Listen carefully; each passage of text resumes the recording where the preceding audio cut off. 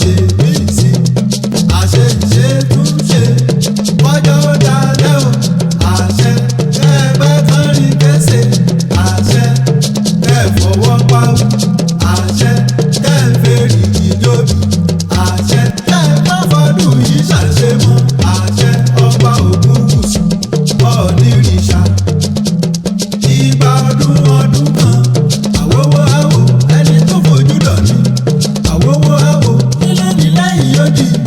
àwòwò àwò ẹni tó fojú dọ̀ní àwòwò àwò chief ambassador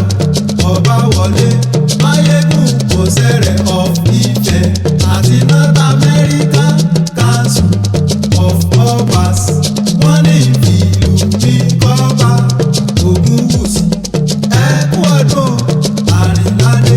àyẹ tó yọ sí nílé Ifẹ̀ nílé Ifẹ̀ gbogbo wa nílé Ifẹ̀ láti wá nílé Ifẹ̀ nílé Ifẹ̀ gbogbo wa nílé Ifẹ̀ láti wá.